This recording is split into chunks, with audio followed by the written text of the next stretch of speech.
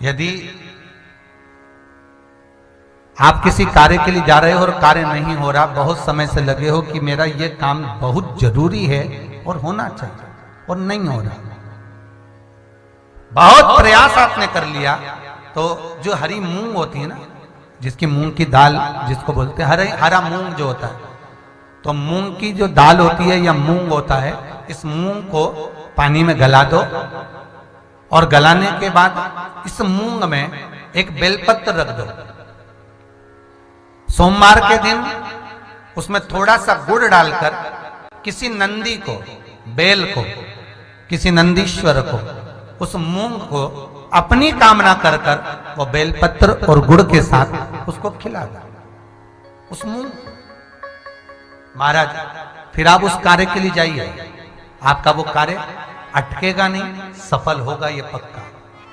हम तो यहां तक कहते हैं किसी अदालत में पेशी चल रही है, फाइल आगे ही नहीं बढ़ रही, तुम प्रयास कर रहे हो और वो फाइल आगे ही नहीं बढ़ रही, वहीं की वहीं अटकी हुई है। जब देखो जब जाओ तो पेशी नहीं मिले या नंबर ही नहीं आए, तो भी ये कर कर जाना, अगली बार फोन कर कर बताना कि आपको फायदा मिला कि नहीं मिला।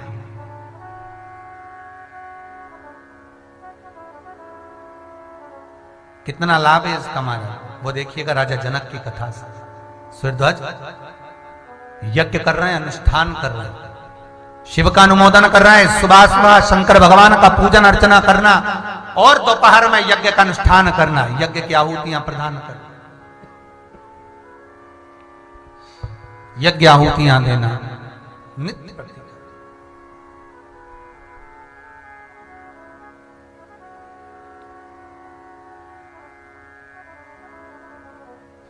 सारे गुरुवर खड़े हो गए, कहा महाराज आप कह रहे हो कि मेरी सत्ता में लोग दुखी हैं, जल वृष्टि नहीं है, धन वैभव नहीं है, सत्ता नहीं है, तो एक काम करो ना, शिव का अनुमोदन कर कर शंकर का ही अभिषेक का जल सभी दूरसिंचित कर कर आप हल चलाइए, हो सकता है कहीं कृपा विश्वनाथ की हो जाए, शंभू कहीं कृपा कर दे, शंकर कहीं करुणा कर दे, दया कर दे, करो आप,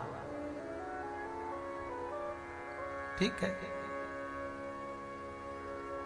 मां जानकी जी के पिता जनक जी महाराज ने जो अनुष्ठान किया, थोड़ा शिव के लिए समय देना पड़ता है, बस इतना जरूर है। शंकर के पास में आओ तो थोड़ा समय देना पड़ेगा, शिव जी के पास में थोड़ा बैठो, भले आप जल मत चढ़ाओ, बेलपत्र मत चढ़ाओ, कोई सामान मत चढ़ाओ, पर शंकर के मंदिर में आप गए हो तो थोड़ी देर बैठकर उससे एकांत में चर्चा जरूर। कहोगे महाराज शंकर जी के सामने, शिवलिंग के सामने बैठकर हाँ चर्चा कर, अच्छा ऐसी जगह भी नहीं बैठना कि लोगों को तकलीफ हो, फिर कहीं कहा है चलो खसको, थोड़ा उधर खसको, फिर कहीं कहा है थोड़ा इधर खसको, नहीं ऐसी जगह तो बैठना ही नहीं।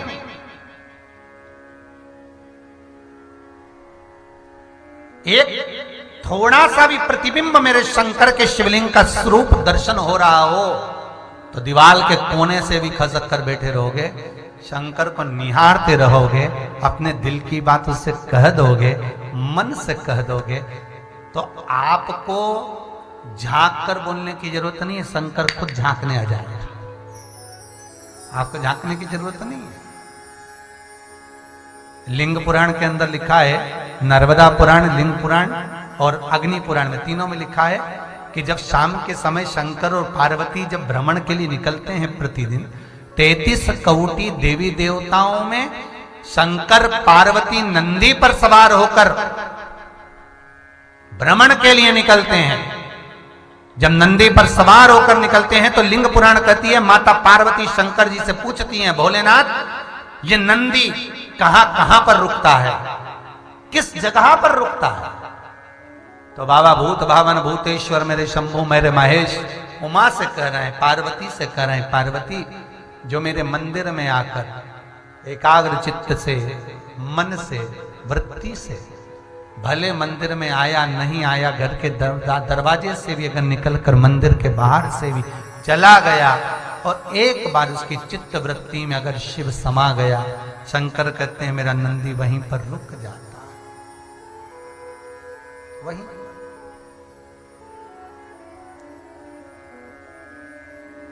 पार्वती ने प्रश्न किया था, शायद आपने सुना कि नहीं सुना ये कथा में। पार्वती ने शंकर जी से प्रश्न किया था कि आप अंदर और नंदी बाहर क्यों है। सुना है कभी?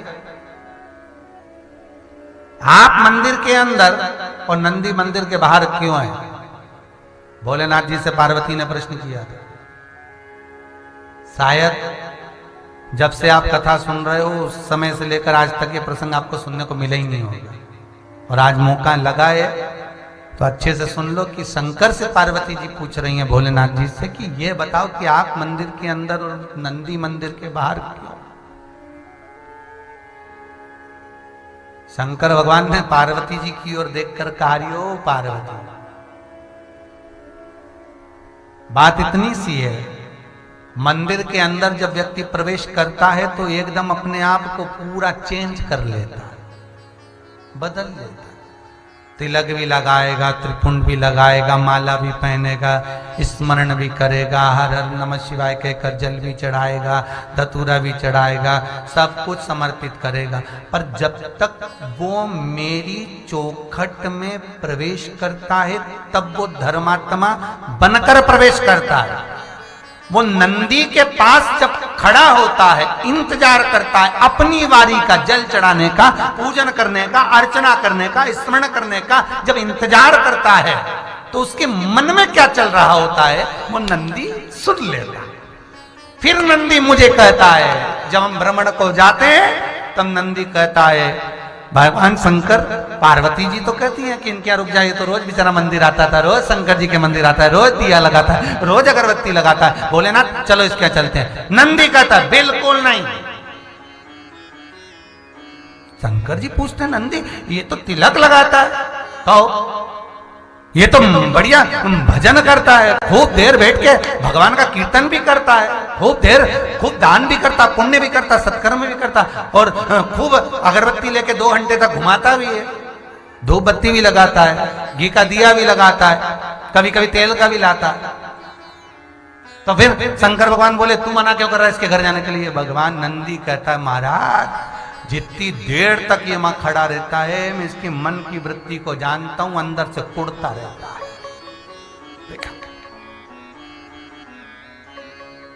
फिर किसी को देखेगा 1 घंटे तक खड़ा है, बताओ उठ ही नहीं रिया, पानी चढ़ा रिया अभी तक, 1 घंटे से दिया लेके बैठा है, हम भी तो खड़े हैं लाइन में। भगवान मेरा निवेदन है, शंकर जी के मंदिर में प्रवेश करने से पहले नंदी के पास जब तक खड़े हो, नंदी ग्रह में जब तक खड़े हुए हो, और आपसे निवेदन है कि कुबेरेश्वर मंदिर के इस पावन प्रांगण में जहां भी तुम बैठो, खड़े रहो, जहां जाओ, निवेदन है भीतर कपट मत लाओ। ये चारों तरफ ही नंदी है और कुछ तो गौशाला में ही है।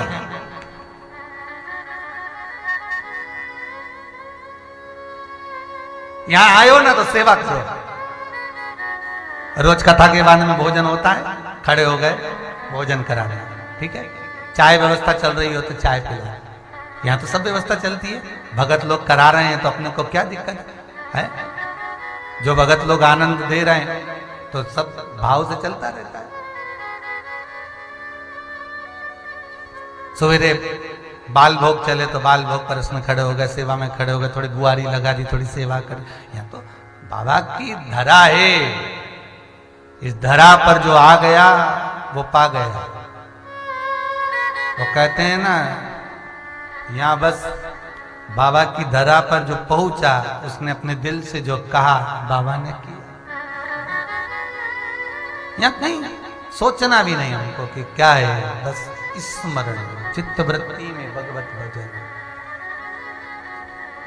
भगवत शंभो की कथा कर, त्रिकालदर्शी कैलाशी अविनाशी की कथा कर। तो भगवान माता पार्वती शिव जी से कह रही हैं कि नंदी बाहर, तो भगवान शिव कहते हैं नंदी को बाहर इसलिए रखना पड़ता है कि वो सबकी याद रखता है कि किसके यहाँ जाना है, कौन क्या समझ रहा है, क्या बोल रहा है। नहीं तो ऐसे तो दिन भर कितने लोग मंदिर में आते हैं, सबके घर जाऊं तो अच्छा भी नहीं लगे। नंदी बताता है इसके यहाँ जाना है, इसको दुख है, दिल से आया है, मन से आया। इसलिए आपको कहा कि भगवान शंकर के सामने बिल्कुल आप एकांत में कहीं बैठे हो, शिव दिख रहा है, थोड़ा सा भी दीदार हो रहा है, नंदी भी नजर आ रहा है, क्योंकि मंदिर के बाहर तो नंदी ही मिलेगा। एकांत में बैठ गए, चित्त से, मन से, वृत्ति से।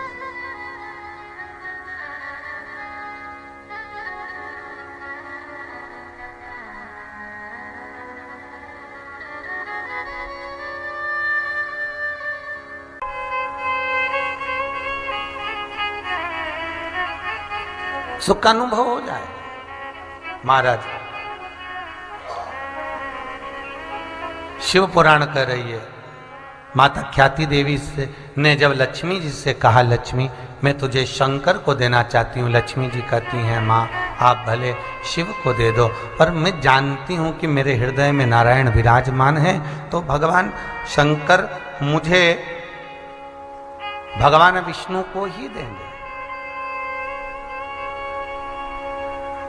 यदि आपके मन में एक लगन लगी हुई है, आपके मन में एक विश्वास जगा हुआ है, आपके मन में भगवान शिव की भक्ति जागृत है, आपके मन में भगवान शंकर यदि समाया हुआ है, आपकी चित्तवृत्ति में अगर शिव समाहित है, आपकी चित्तवृत्ति में अगर भगवान समाहित है, तो यह पक्का है कि भगवान किसी भी रूप में आएगा पर आपको सफलता प्रदान कर कर ही जाएगा। आपकी चित्तवृत्ति में अगर शिव है तो, आपकी चित्तवृत्ति में भगवान है तो।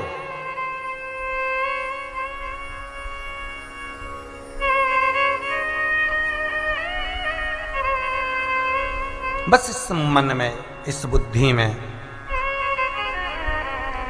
कहीं ना कहीं भगवान का भजन, भगवान का स्मरण हो। ख्याति देवी ने कहा, लक्ष्मी एक बार मैं शंकर के पास तुझे ले जाना चाहती हूँ। लक्ष्मी जी को पकड़कर मां ख्याति देवी हाथ पकड़कर माता ख्याति लक्ष्मी को भगवान शंकर के दरवाजे पर ले गए, शिव द्वार।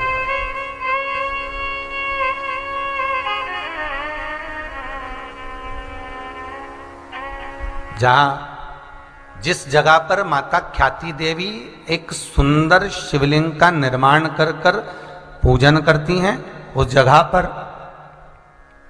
माता ख्याति लक्ष्मी को लेकर गई। बड़ा सुंदर स्वरूप है मां का, बड़ा सुंदर स्वरूप है। और जब माता लक्ष्मी को लेकर गई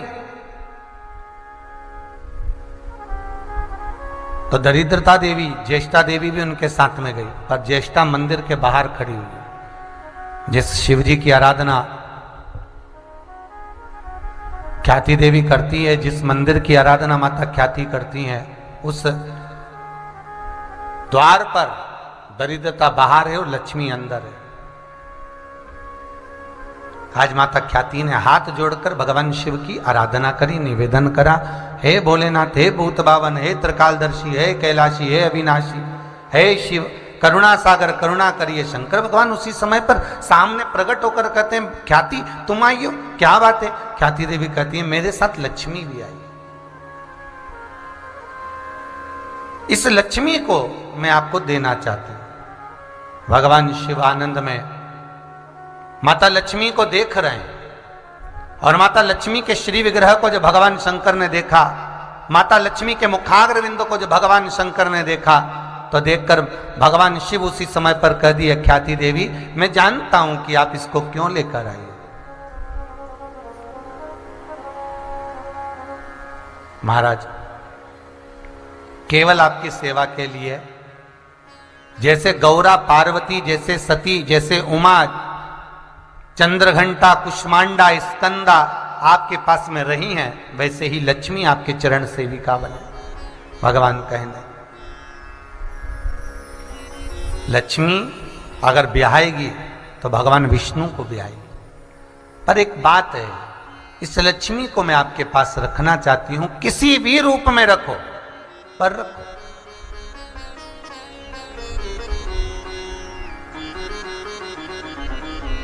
तब भगवान शिव ने कहा, हे ख्याति देवी,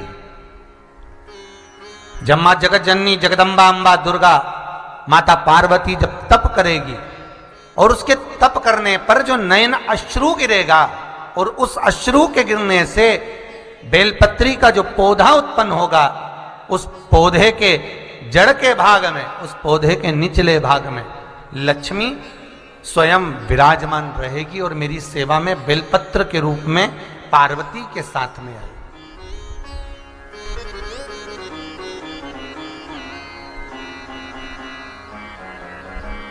कई लोग कहते हैं महाराज जी ये जो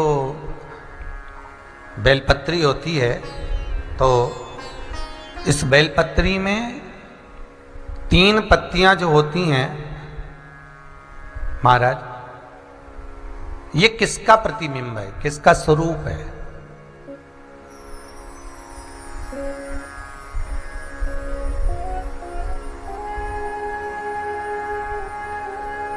शमी पत्र होता है,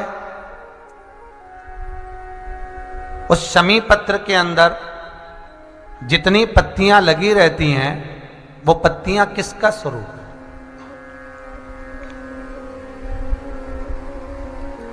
शिव महापुराण में लिंग पुराण के अंतर्गत वर्णन किया, स्कंद पुराण में वर्णन किया गया कि बेलपत्री का जो एक एक पत्ता है और उस पत्ते की जो रेखाएं हैं, बेलपत्री के पत्ते में जो लाइनें बंधी होती है, आप दर्शन कर रहे होंगे, तो जितनी रेखाएं हैं तो कहा ये भगवान शिव की जितनी अर्धांगिनियां, आपको पहले भी कथा में कहा शंकर भगवान के 51 धर्म पत्नियां, 50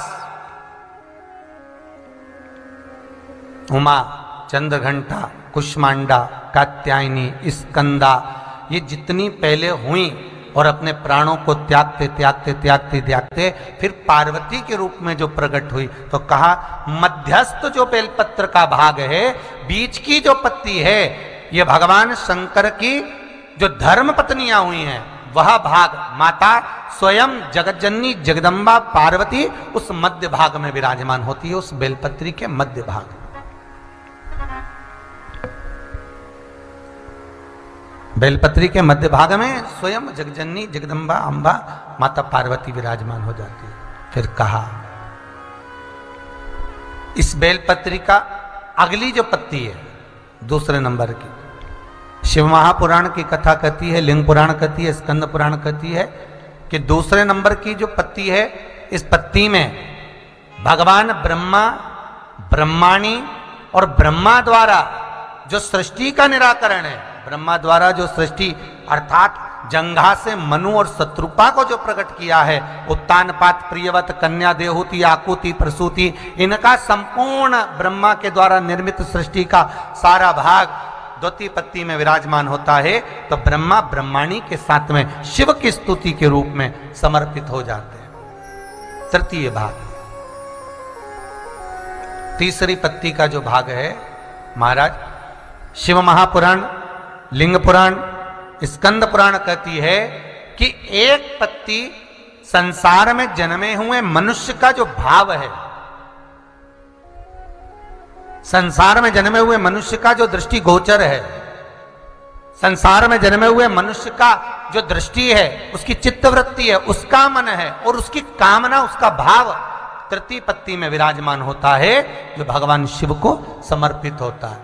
अब 2 पत्ती के बीच में जो डंडी है, 2 पत्ती के मध्य भाग में जो डंडी है, तो लिंग पुराण कहती है, स्कंद पुराण कहती है, पद्म पुराण वर्णन करती है कि एक पत्ती और 2 पत्ती के बीच में जो मध्य में डंडी है, इसमें 33 कोटि देवता,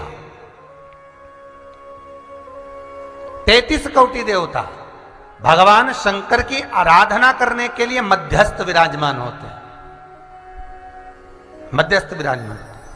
और महाराज दोनों पत्तियों के नीचे की जो भाग डंडी रहती है, ये स्वयं नारायण और लक्ष्मी का प्रतिबिंब भाग रहती है, जो कि इसीलिए हम जब बेलपत्र को समर्पित करते हैं तो मध्यस्थ पकड़कर, अर्थात दोनों पत्तियों के बीच का भाग पकड़कर हम इस डंडी के भाग को अपनी ओर रखते हुए समर्पित करते हैं, जिससे लक्ष्मी और 33 कोटि देवताओं का पुण्य हमें समर्पित हो, हमारे पास में प्राप्त हो। 33 कोटि देवता। आ जाओ शमी पत्र। शमी पत्र का पहले भी आपको वर्णन किया, 1000 बेलपत्र पर एक शमी पत्र पूर्ण कर देता। कितनी बेलपत्र पर? 1000 बेलपत्र आपने शंकर को चढ़ाई और एक शमी पत्र भगवान शिव को समर्पित करा, भगवान उसको स्वीकार कर लेता है। तो कहा क्यों? तो कहा शमी पत्र के एक एक भाग में, जैसे बेलपत्र मात्र माता पार्वती जी के अश्रु से प्रकट हुआ है, शमी पत्र, शमी का वृक्ष उमा और महेश भगवान शंकर और पार्वती के मिलन से जो नयन बिंदु प्रकट हुआ, उससे ये शमी पत्र प्रकट हुआ, शमी का वृक्ष उत्पन्न हुआ। तो कहा शमी पत्र की एक पत्ती के अंदर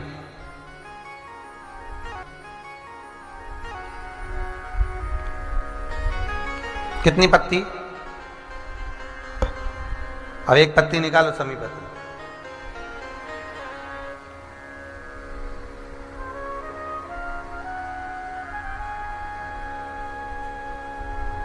ठीक है।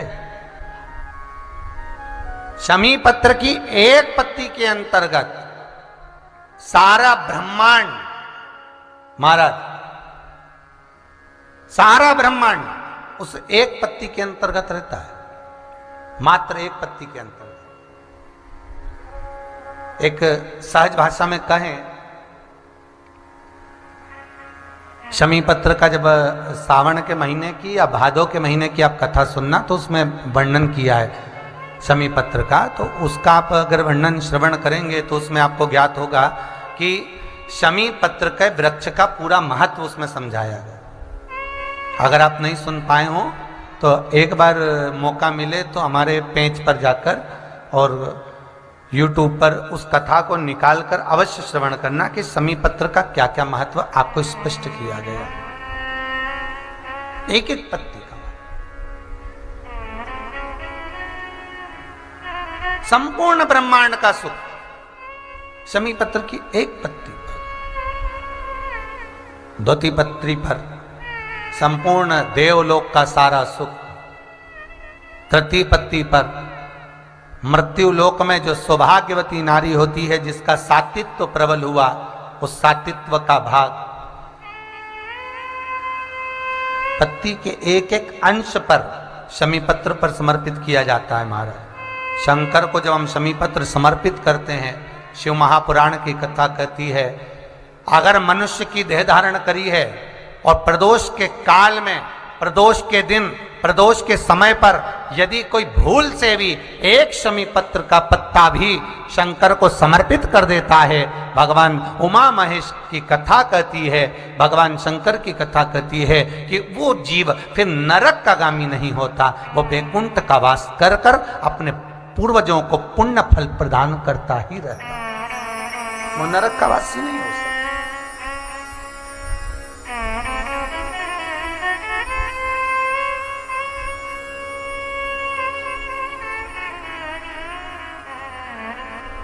जैसे समुद्र मंथन में निकला हुआ 14 रत्न में से एक रत्न पंचजन्य शंख, जिसका नाम था साला, पंचजन्य साला शंख। ये जो आप लोग कहते हैं ना कि ये कई लोग कहते हैं कि साला बोल दिया तो गाली हो गई है?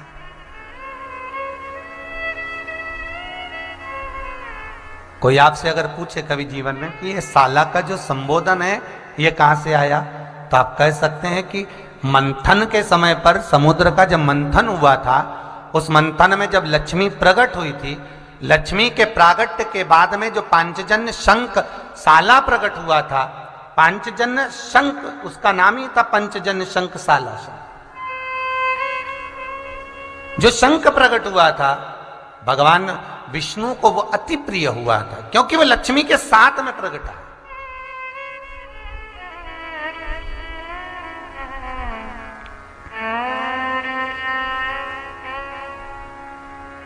कितना सुंदर लिखा है विष्णु पुराण के अंतर्गत कि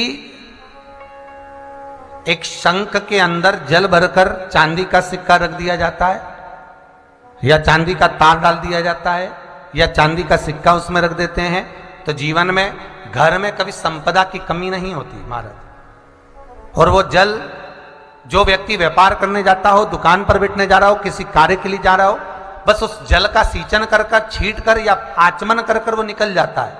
उस चांदी पड़े हुए जल का आचमन कर कर, सींचन कर कर वो निकल जाता है, तो उसका कार्य सिद्ध हो जाता है।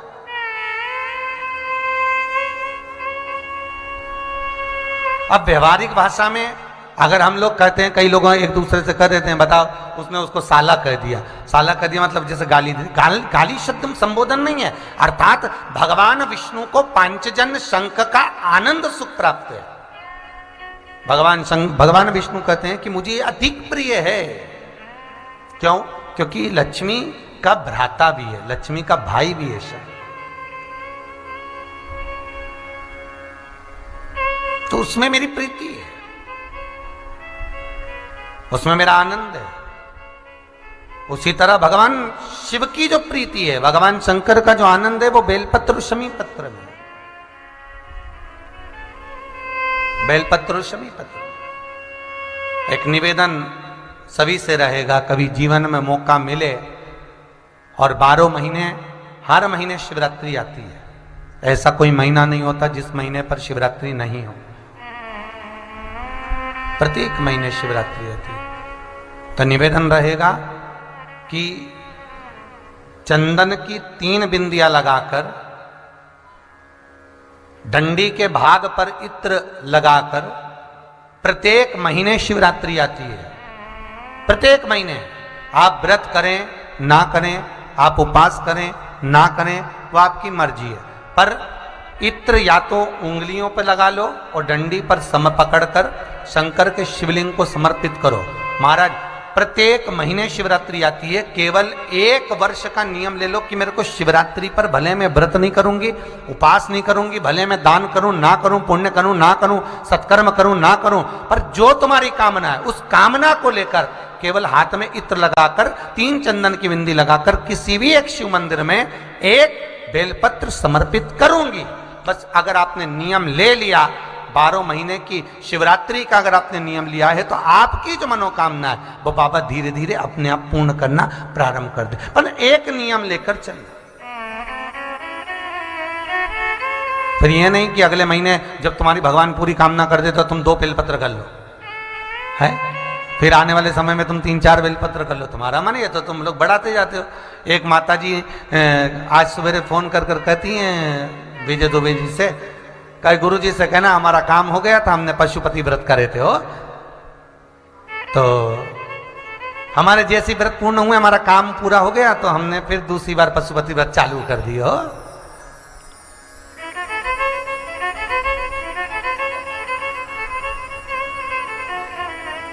अब गुरु जी से ये पूछ के बताओ कि पशुपति व्रत का उद्यापन कैसे करना। गुरु जी ने तो बताया था कि एक नारियल पर मोली लपेटकर, लच्छा लपेटकर, और लच्छा मोली लपेटने के बाद में और उस पर 11 रुपए रख के शंकर जी के मंदिर में रखिए आना।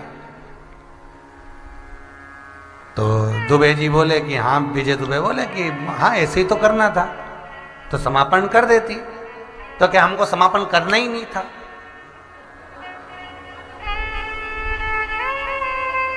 अब वो 5 व्रत पूरे हो गए, दिया भी पूरा लगा लिया, मालूम पड़े छठे व्रत से फिर चालू कर दिया और नारियल नहीं रखी आई। तो विजय दुबे जी का हमारे पास में फोन लेके कहा कि गुरुजी ये मैसेज आया है और ये आप देख लें।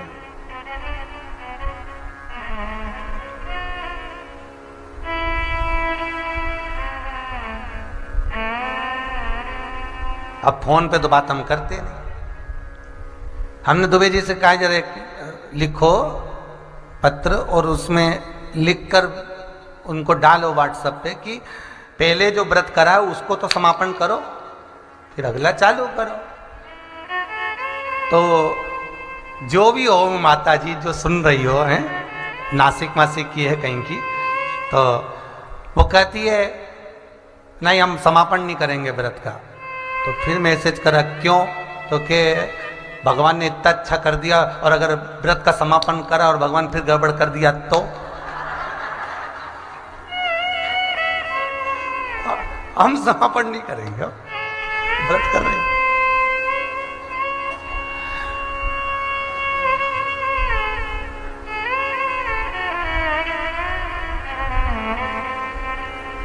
आज सवेरे आप सब लोग में से 2-4 लोग तो खड़े थे जब एक कोई इंदौर से अग्रवाल जी आए थे, ठीक है, उनको कुछ तकलीफ थी तो उन्होंने कहा गुरुजी हमने ये भी करा, हमने वो भी करा, पर कुछ हमारे को फायदा नहीं हुआ, उसका कारण कुछ हो सकता है क्या? हमने कहा ये बताओ कि जितने भी उपाय करे, जो जो बताया जाता है वैसे ही वैसे करे, तो क्या बिल्कुल वैसे करे? कौन खड़ा था? आप लोगों में से कोई खड़ा था उस समय पर जब वो आए थे? तो जैसे जैसे करे वैसे वैसे, हाँ बिल्कुल वैसे की वैसे करे। हमने कहा क्या करा तुमने? तो कहा हमने बेलपत्र ली, ये करा वो करा, सब कुछ करा। बस अभी ये उनके मुख से जब निकला तो कहा हमने सब कुछ करा आपने जैसा बताया।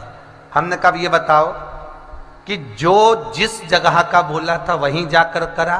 तो कहा नहीं, हमने हमारे घर में जो शंकर जी का शिवलिंग है हमने सब उसी पर ही करा। देखना भाई, फिर निवेदन करूंगा आपसे, ये उसी में का हाल है जैसे काली कुतिया पानी में गिर गई, कुएं में गिर गई और बदबू मारने लगी। सारे गांव के लोग पंडित जी के पास गए, पंडित जी बताओ अपने गांव में एक ही कुआं 7 जात का लोग पानी पिए और एक काली कुतिया उसमें गिर गई, बदबू मार रही है। पंडित जी ने कहा एक काम करो, सत्यनारायण जी की कथा करवाओ, ठीक है, यज्ञ करवाओ, ठीक है, अनुष्ठान करवाओ, सब कुछ करवाया, पर कुएं की बदबू नहीं गई। गांव के लोगों ने सोचा अपने कुएं को तो बदुआ लग गई, अब बदुआ लग गई दूसरा कुआं खोदेंगे। 15 दिन के बाद कोई संत आए, संत ने आए जैसे ही तो गांव के लोग इकट्ठे होकर सरपंच साहब के साथ गए, गुरुदेव हमारे गांव में एक ही कुआं 7 जात का आदमी पानी पिए, उसमें काली कुतिया गिर गई, वो बदबू मार रही है। हमने सत्यनारायण जी की कथा करी, पूजन करा, यज्ञ करा, अनुष्ठान करा, कन्या भोज करा, भंडारा करा, सब कुछ करा। इतने में गुरु जी बोले ये बताओ कुएं में से कुतिया निकलवाई? बस वो ही नहीं करा, सब करा पर कुएं में से कुतिया नहीं निकलवाई। तो इतने में संत बोले कि तुम कुएं में से कुतिया निकलवा देते और कुएं का पानी उलीच देते, बाहर निकलवा देते, बाकी का पानी साफ हो जाता। बस हम सब कुछ करें पर कुएं में से कुतिया नहीं निकाल पाए। अगर कुतिया निकाल देते तो बदबू मारना बंद कर देती। बस इतनी सी बात थी। हम करते तो सब कुछ है महाराज, पर जैसा बताया जाता है वैसा नहीं। आवाज वो माता जी बोल के गई हमसे बहुत गलती हो गई, इसीलिए शायद फिर निवेदन करो।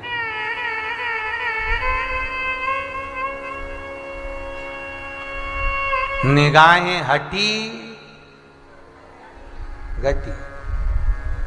शिव महापुराण जब भी सुनने बैठो बहुत सावधानी से सुनो, कोई गलती ना हो, और अगर गलती हो रही है तो उसको समझो, दूसरी बार सुनकर समझो कि हमने गलती क्या करी जो काम नहीं हुआ, उसको समझना है हमें।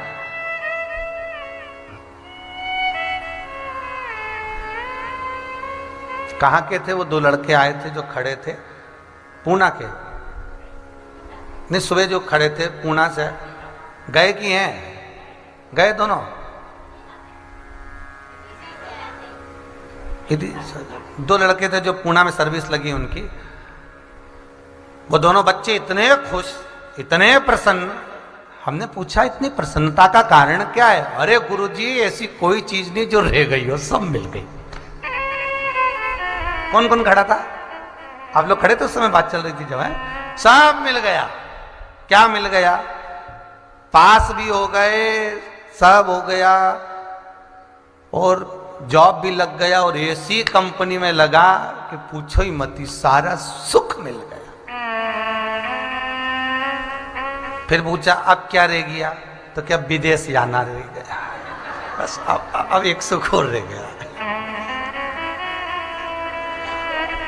हमने कहा बाबा वो भी बुलाएगा, तो काहे चिंता करे, बस बाबा पे छोड़ दे, तो विश्वास रख शंकर पर और छोड़ दे। अब सौंप दिया इस जीवन का सब भार तुम्हारे हाथों में, है हार तुम्हारे हाथों में और जीत तुम्हारे हाथों में। जो भी है वो शिव पर छोड़ दो, छोड़ दो बाबा पर।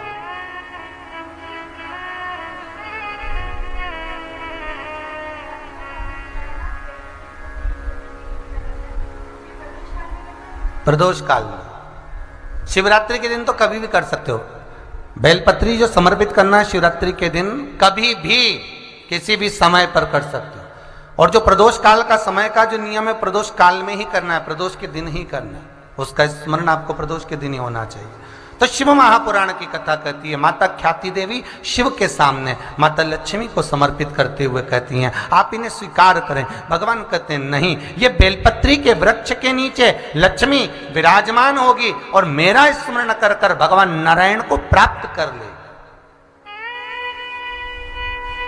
केवल पार्वती जी शिवलिंग का निर्माण कर रही हो और शंकर को पा रही हो, स्वयं लक्ष्मी ने भी शंकर जी के शिवलिंग का निर्माण कर कर भगवान विष्णु को प्राप्त करा था।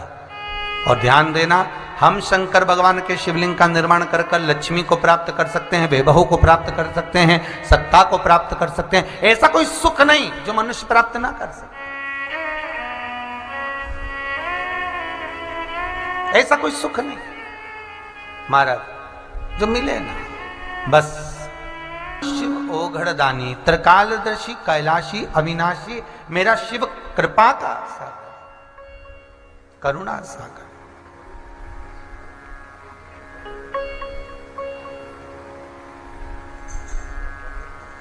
लक्ष्मी बेलपत्र में जाकर विराजमान। शिव महापुराण की कथा कहती है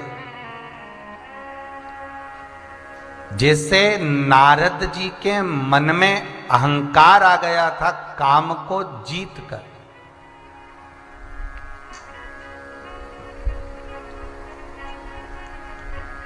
कभी कभी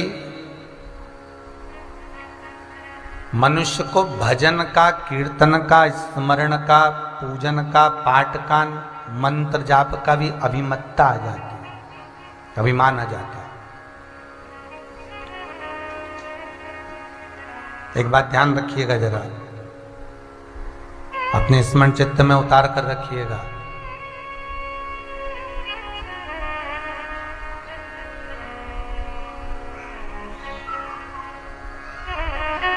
शुक्र नीति कहती है, शुक्राचार्य जी की नीति कहती है कि राक्षसों के गुरु शुक्राचार्य जी, जिन राक्षसों के गुरु हैं उन राक्षसों को भी शुक्राचार्य जी ने कहीं ना कहीं किसी ना किसी रूप में धर्म में लगा रखा। अब जरा विचार करना कि शुक्राचार्य जी के जितने शिष्य थे, जितने भी असुर राक्षस थे, वो सब के गुरु शुक्राचार्य जी हैं। और गुरु शुक्राचार्य जी इन राक्षसों को भी भगवान का भजन करवा देते थे कभी कभी।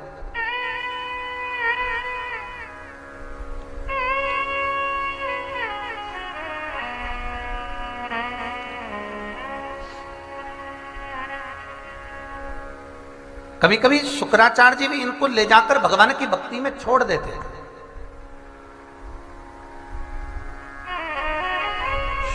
शुक्राचार्य जी की जो नीतियां हैं, शुक्र नीति जो कहती है, वो ये वर्णन करती है कि हमारे भजन का, हमारी काया का, हमारे वैभव का, हमारी गादी का, हमारी कुर्सी का, हमारी सत्ता का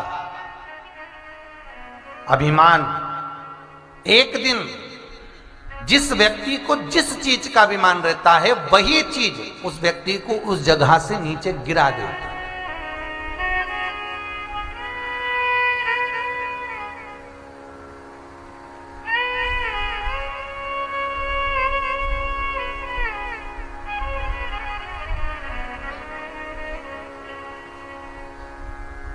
उस स्थान से नीचे पटक देती है।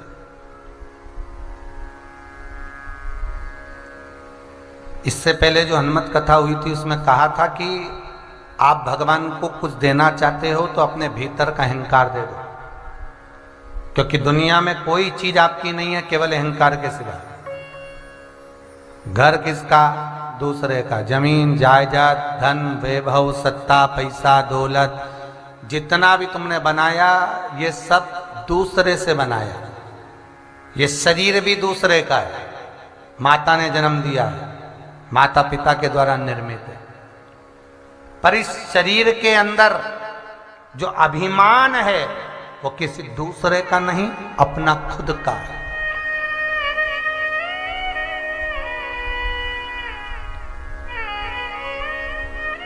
अपना खुद का।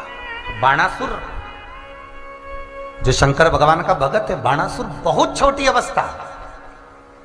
बाणासुर की आयु मात्र 6 साल की थी और 6 वर्ष में बाणासुर भगवान शंकर की आराधना में माता के कहने पर लग गया था। जैसे माता लक्ष्मी को ख्याति देवी शिव के मंदिर लेकर गई, उसी तरह बाणासुर की माता बाणासुर को शंकर की आराधना में लेकर जाती थी। और आपसे भी निवेदन है, बच्चों में एक संस्कार डालिए कि हमारे घर के बच्चे भी भगवत भजन में लगे रहें, भगवान के मंदिर में जाएं, कीर्तन करें, स्मरण करें। नहीं करें तो उनको कई कथा में रुचि लगाओ, उनको शिव महापुराण में रुचि लगाओ, कहीं ना कहीं छोटा ना छोटा शिव महापुराण का उनको स्मरण कराओ। एक दिन 6 साल के बाणासुर ने अपने माता से प्रश्न किया, मां,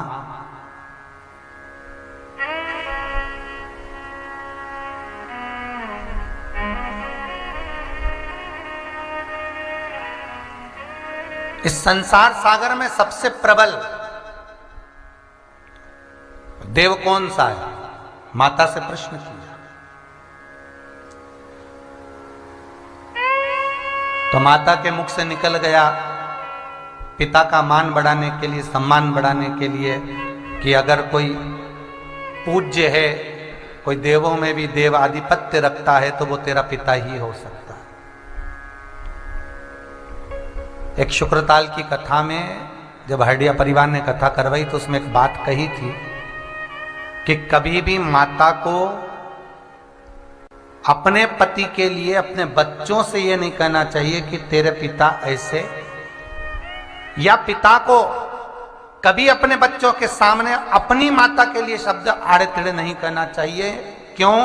जब बुढ़ापा आएगा कोई दूसरे आकर खड़े नहीं होंगे, बेटे बेटी सब अपनी जगह पर चले जाएंगे। केवल एक बुढ़ापे में जब व्यक्ति कुर्सी से भी उतर जाता है, सत्ता से भी चले जाता है, जब तक सत्ता रहेगी तब तक तो दूसरे भी तुम्हारे चरण छूने के लिए आएंगे, तुमसे बेबहू पाने के लिए आएंगे, धन लेने के लिए आएंगे।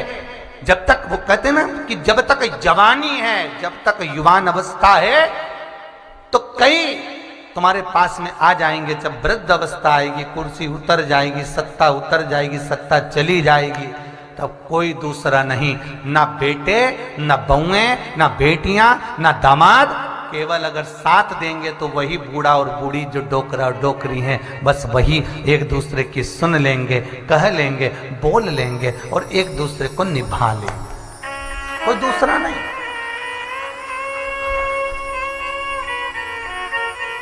कभी बेटों से मत कहना तुम्हारे पिता ऐसे, कभी पिता ना कहे तेरी माता ऐसी, नहीं।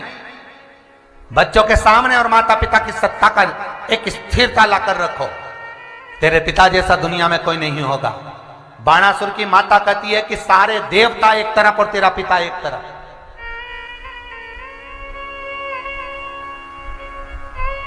तेरा पिता एक तरफ। तो बाणासुर कहते हैं, मां, पिता तो कितना छल कर जाते हैं, पिता कितना अपशब्द कह जाते हैं, पिता कितनी भ्रांतियों में डूबे हुए, और तुम करी पिता। पिता कुछ भी करे, वो पिता है, कर रहा है ना, उसके वो कहे कर्म का भोग। वो कहे, एक गुरुजी जा रहे थे और एक तालाब में पानी कम था, मछली ज्यादा थी, उनके साथ में 4-5 चेला। अब गुरुजी ने देखा कि मछलियां ज्यादा है और पानी कम है, तो गुरुजी ने मछली को उठा के निगल लिया। गुरुजी निकल गए तो जितने चेले साथ में थे उन्होंने कहा, बताओ, गुरुजी तो कहते कि मांसाहार मत करो, ऐसे रहो वैसे रहो, और यहाँ तो गुरुजी निपटा रहे, बताओ। तो चेला चले तो वो भी उठा उठा के मछलियों को निकले। अब गुरुजी आगे चले, एक तालाब में बहुत सारा पानी था। गुरुजी ने अपना पेट दबाया, दबा कर कहा ओम। जैसे ही ओम बोला सारी मछली बाहर। चेलों से कहा तुम निकालो, अब निकालो तुम।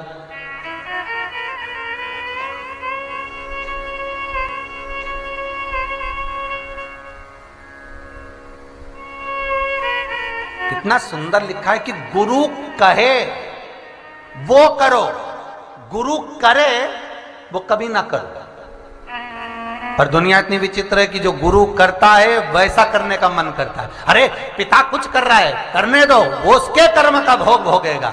गुरु की करनी गुरु भरेगा और चेला की करनी चेला। उड़ जाएगा हंस अकेला। कर्म का भोग मनुष्य करेगा, अपने अनुकूल करे।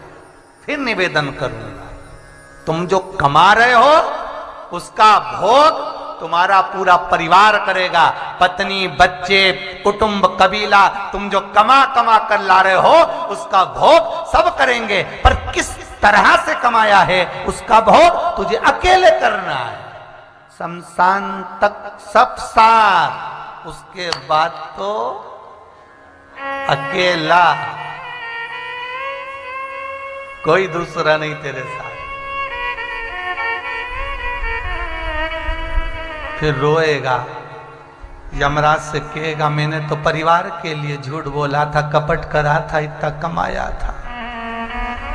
यमराज थोड़ा सा तू ले ले, पर मुझे नरक में मत थे। यमराज बोले चले कि एक दो और दूं? चल, कहां रखा? फिर इतना बड़ा फोटो टंगा रहेगा घर में, प्लास्टिक के फूल की माला, कंडा जला के घी और शक्कर, उसके सिवाय कुछ नहीं। और कौन याद करेगा? तेरा तेरा दिन याद करे, क्यों रे मन सुमीरन क्यों नहीं करे।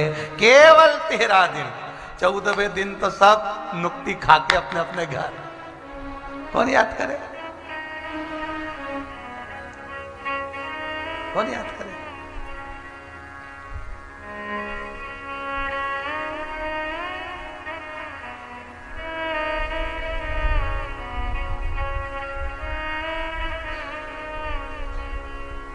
जन्म जन्म से भटक रहा है, लख 84 को काट रहा है।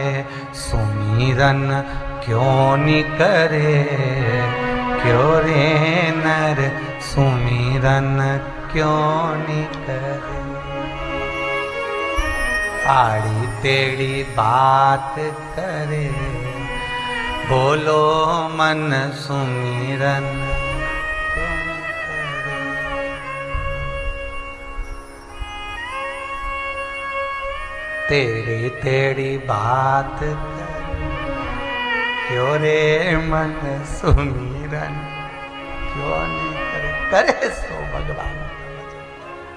बड़ा मुश्किल से मिला है मनुष्य का। 21,600 श्वास मनुष्य के शरीर से प्रतिदिन निकल रही है, और कौन सी श्वास किस समय आखिरी हो किसको मालूम?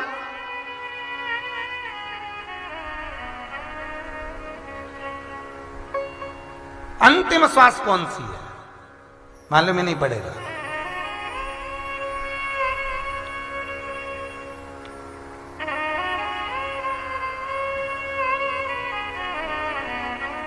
एक वो पहले गीत चलता था, मैं तो रास्ते से जा रही थी ने भेलपूरी खा रही थी। बस बस वही याद कर। मैं तो रास्ते से जा रही थी, भेलपूरी खा रही थी, अटैक आ गया, क्या कर। अंतिम क्षण, अंतिम श्वास और निकल गया। अभी किसकी शादी थी? एक कोई शादी थी इंदौर में, तो महाराज लॉकडाउन में तो शादियां में लोग कम, अपन कहें कि भीड़ ज्यादा हो गई होगी इसलिए अटैक आ गया होगा। बेचारे के हाथ में बादाम का हलवा, चम्मच, मुंह खुल्ला की खुल्ला।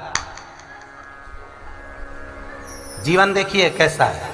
श्वास रुक, चलिए। सब रो रहे, उठा के हॉस्पिटल भी ले गए, पर वो जानने वाला तो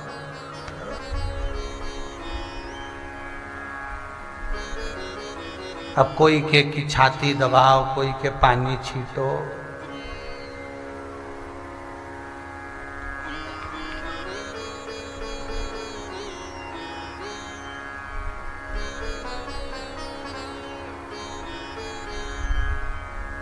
जब पहुंचे तो मालूम पड़ा कि भाई कोई बेचारा भोजन कर रहा था और वो बादाम का हलवा खाते खाते निपट गया। चले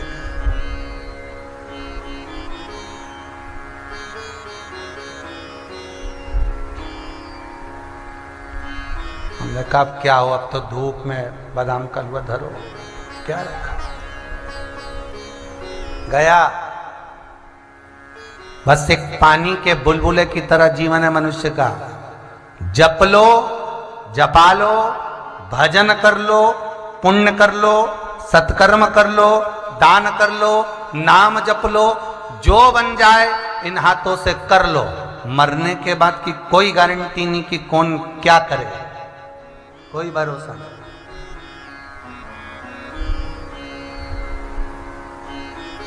आपको है भरोसा?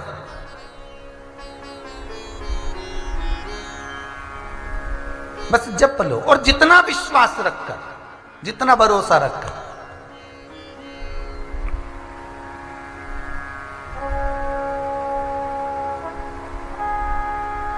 भरोसा रखकर जितना जितना ये हरदा वाले शराब जी आए हुए हैं।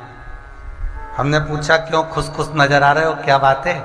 कहे गुरुजी बेटा हो गया है बेटे के घर में। हमने कहा तुम्हारे यहाँ तो कजन कौन ने कहा दिया था कि पुत्र का सुख नहीं है, क्यों महाराज? फिर बाद में सही है, हो गया लाला, अब तो आनंद, डोकरा डोकरी दोनों खुश, देखो कितने बढ़िया दिख रहा है। अब भगवत प्रभु की कृपा है जी। शिव का स्मरण करने वाला कभी डूबा नहीं है, ये पक्का है। थोड़ी व्याधियां जरूर आ जाती है, थोड़ा कष्ट जरूर आता है, शिव परीक्षा जरूर लेता है, पर यह भी पक्का है अगर आपने अपना हाथ शंकर को पकड़ा कर रखा है तो पांव खींचने वाले कितने भी खींचे, पकड़ अगर उसने रखा है तो तुम्हें डूबने तो नहीं देगा। हाँ, जीवन सुख और दुख में चल रहा है, जीवन में थोड़ा सुख और दुख है। और निवेदन है, मनुष्य का शरीर मिला है तो डाकघर की नौकरी करो। कौन सी नौकरी? अरे बोलो जम के। मनुष्य का शरीर मिला है तो डाकघर की नौकरी करो, अपन डाकिया बन जाओ। मनुष्य का शरीर केवल डाकघर की नौकरी करने के लायक है। क्यों? क्योंकि डाकघर वाला जो डाकिया होता है, डाक देने वाला होता है, उसके बैग में शादी की पत्रिका भी रहती है, उसके बैग में शोक पत्रिका भी रहती है, उसके बैग में खुशी की पत्रिका भी रहती है, तो उसके बैग में दुख की पत्रिका भी रहती है, उसके बैग में जन्म की पत्रिका भी रहती है कि किसी का जन्मदिन होने वाला है, उसके बैग में मरण की पत्रिका भी होती है कि कोई मर गया है, तो शोक पत्र भी है। डाक देने वाले के बैग में हर तरह की पत्रिका रखी होती है। और ईमानदारी से बोलो, डाक देने वाले को कभी लगता है कि मुझे खुशी होगी, लड्डू मिलेगा, पत्रिका मैंने शादी वाली दी है? नहीं, उसको कभी लगा कि मैंने दुख वाली पत्रिका दी तो मुझे दुख होगा। डाक देने वाले को ना तो सुख से मतलब होता है ना दुख से मतलब होता है, उसे तो केवल पत्रिका देना है। उसी तरह मनुष्य का जो शरीर मिला है, इस शरीर के अंतर्गत सुख की पत्रिका भी है तो दुख की पत्रिका भी है। बस हमें याद रखना है कि हमें डाकघर जैसी नौकरी करना है कि पत्रिका देते जाना है, अपना कर्म करते जाना है और सुख दुख के भान में हमें नहीं पड़ना, हमें नहीं ज्ञात होना, हमें तो नौकरी अच्छी करना, बस करे। कभी सुख की पत्रिका आएगी तो वो भी बांटना पड़ेगा, कभी दुख की पत्रिका आएगी तो वो भी बांटना पड़ेगा। बांटना अपने को, इसलिए अपन को भान नहीं होना चाहिए।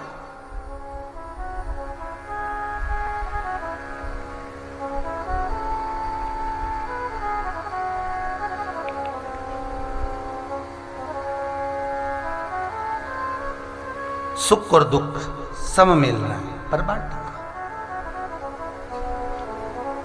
बाणासुर ने अपनी माता से कहा कि ये संसार सागर में देवा, सारे देवों में मैं किसकी आराधना करूं कि पिता की कर ले। पिता, हाँ, पिता का मान बढ़ाया, सम्मान। आपसे भी निवेदन है, जितने लोग कथा सुन रहे हैं टीवी चैनल के माध्यम से, जितने लोग कथा सुन रहे हैं फेसबुक यूट्यूब के माध्यम से, अपने माता पिता का मान, माता को चाहिए कि पिता का मान बढ़ाए और पिता को चाहिए कि माता का मान बढ़ाए। माता पिता के सम्मान में, एक दूसरे के सम्मान में कभी कमी मत आना,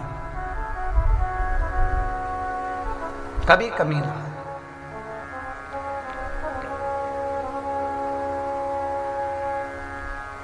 और अपने बच्चों को एक बात हमेशा कहकर रखो, तुम्हारी माता के चरण में लक्ष्मी है।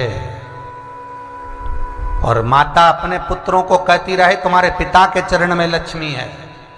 इनका आदर करते रहोगे तो घर में लक्ष्मी टिकी रहेगी। जिस दिन इनका आदर करना बंद करा तो तुम भी गए। बस इतना याद रखो। जिस घर में माँ बाप की इज्जत नहीं होती, उस घर में देखना कभी बरकत नहीं होती। जहां सम्मान है वहां बरकत, जहां आदर है वहां लक्ष्मी है। शिव कथा कह रही है, शिव महापुराण कह रही है। बाणासुर ने विचार करे तो मैं आराधना किसकी करूं? पिता की। पिता के पास दौड़ कर गया और पिताजी को नमन करा, प्रणाम करा, साष्टांग करा। तो पिताजी ने पूछा बाणासुर से, हे बाणा ये क्या कर रहा है? ए बाण तू कर क्या रहा है? बाणासुर कहता है मुझे मां ने कहा है आपकी आराधना करने का। पिता ने कहा चल आज मैं तुझे बताता हूं कि आराधना किसकी करना है। और बाणासुर के पिता ले गए बाणासुर को और एक शिवलिंग, विशालतम शिवलिंग, विशालतम शिवलिंग,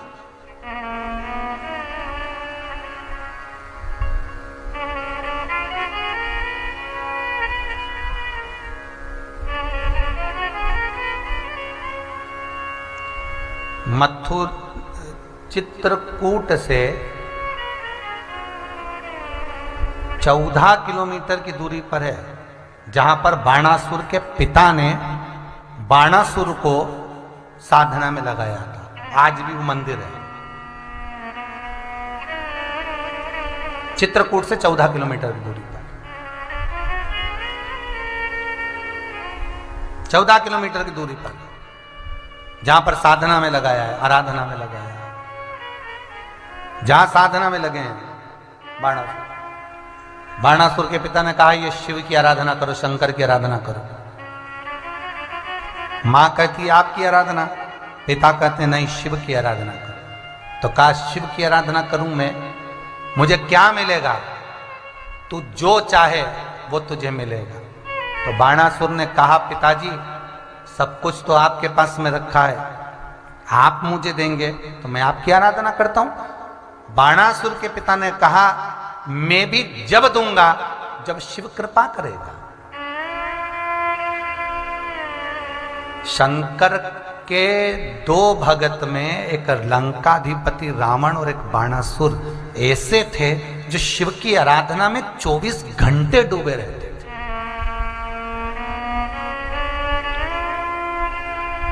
लंकाधिपति रावण के यहां माता लक्ष्मी प्रतिदिन भ्रमण करने जाती थी, प्रतिदिन।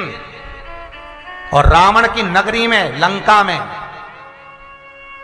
लक्ष्मी जी की बड़ी बहन ज्येष्ठा देवी दरिद्रता प्रवेश नहीं कर सकती थी, इतनी प्रबलता थी रावण की। और बाणासुर की नगरी में, जहां पर बाणासुर रहता था, उस नगरी में लक्ष्मी 24 घंटे खड़ी रहती थी, 24 घंटे।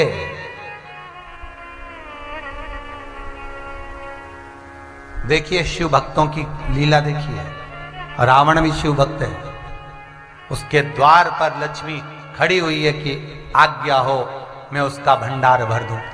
बाणासुर की यहां लक्ष्मी खड़ी हुई है, तुम कहो मैं उसके घर में प्रवेश कर जाऊं, मैं उसके घर में प्रवेश करूं, आप कहो मैं वहां चली जाती। लिंग पुराण कहती है, नर्मदा पुराण कहती है, पुराण कहती है कि शंकर की आराधना करने वाले के दरवाजे पर लक्ष्मी सदा खड़ी रहती है, द्वार पर लक्ष्मी हमेशा खड़ी है।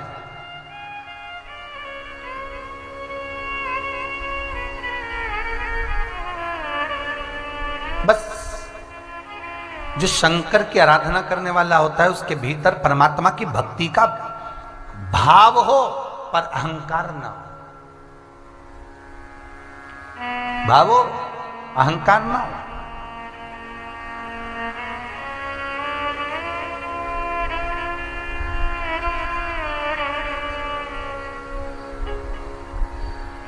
शंकर भगवान आज मौन थे पार्वती जी ने पूछा, इतने सारे भगत लोग तुम्हें पुकार रहे हैं, तुम कुछ बोलते क्यों नहीं हो?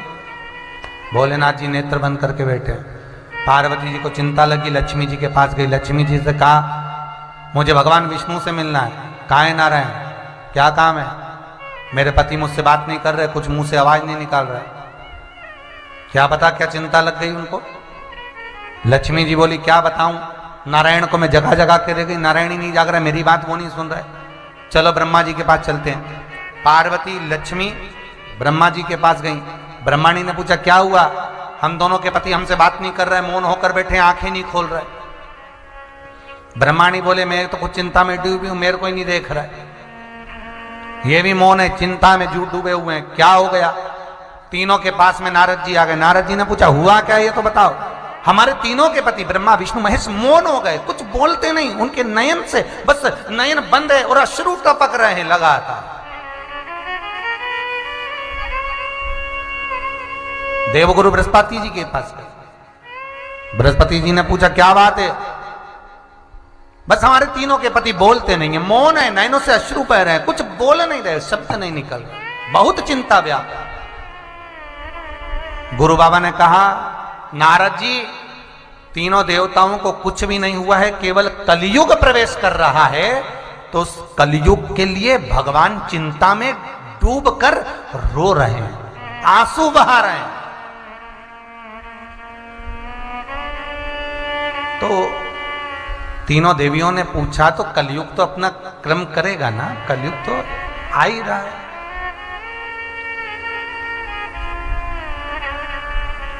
अब उसके लिए क्या रोना, क्या चिंता करना?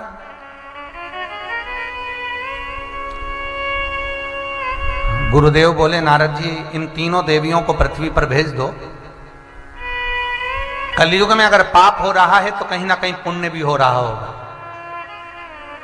अगर दिन भर 24 घंटे में से अगर किसी ने एक क्षण का भी कोई पुण्य करा है, उस पुण्य के बल पर तीनों ब्रह्मा विष्णु महेश अपने नेत्र खोल सकते हैं। जा देखो कोई पुण्य कर रहा है क्या।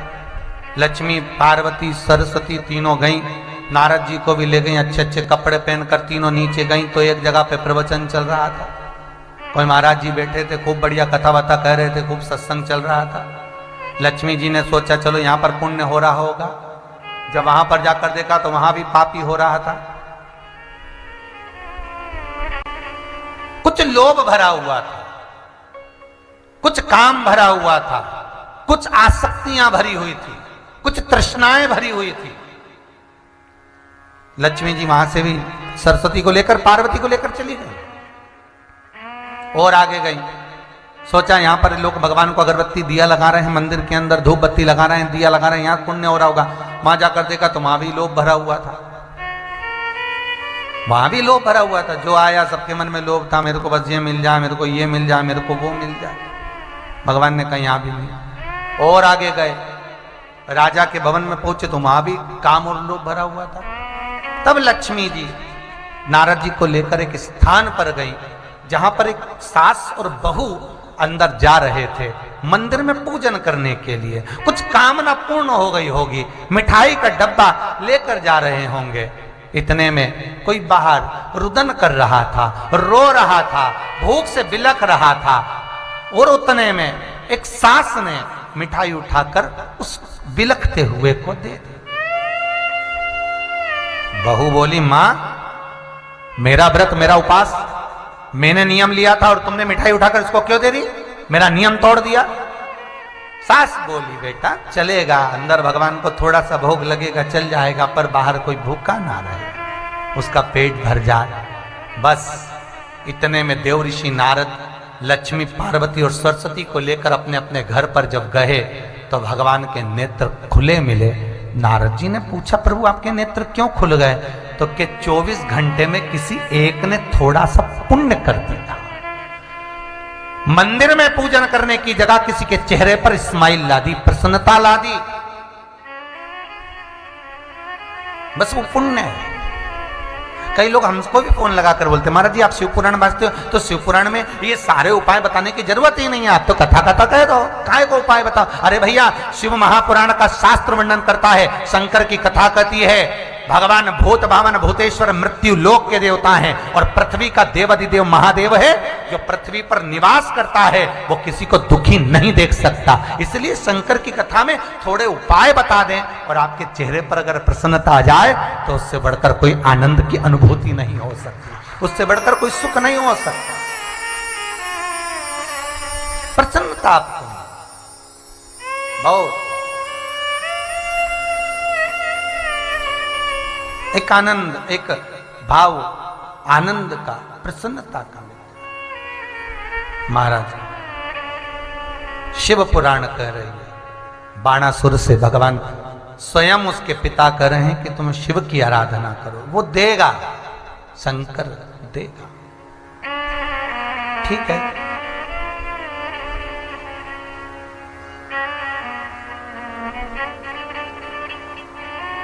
लग गए शिव आराधना में। 6 वर्ष की अवस्था से बाणासुर शंकर की आराधना में लगा था। महाराज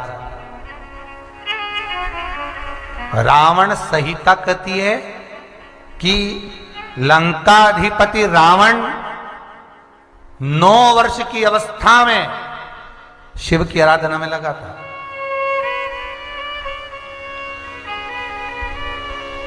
थोड़ा जीवन में दुख जरूर आता है, पर शंकर की आराधना करने वाला डिगता नहीं है, डोलता नहीं है।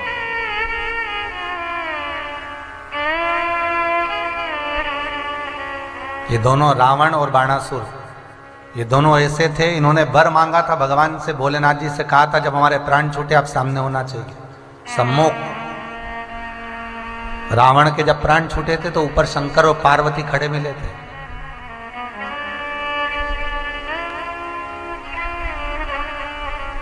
भगवान विष्णु के पार्षद खड़े थे रावण को ले जाने के लिए, तो भगवान शंकर ने आकर कहा नहीं, ये लंकाधिपति रावण बैकुंठ में नहीं जाएगा, ये लंकाधिपति रावण मेरे कैलाश पर रहेगा, मेरे कैलाश पर, वहां रुके ये।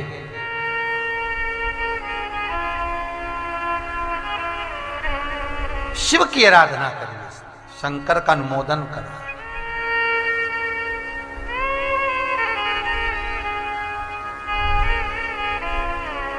और जब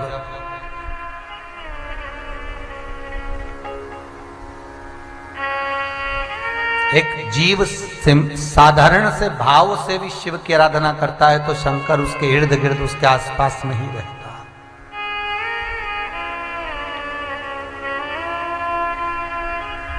उसके आसपास में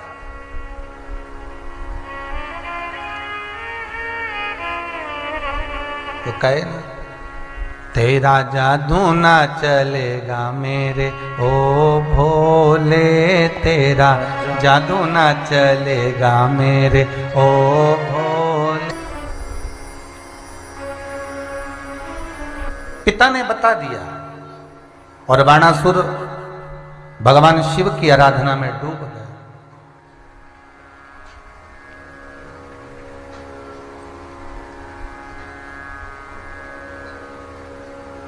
भगवान शंकर की आराधना में बाणासुर लग गए।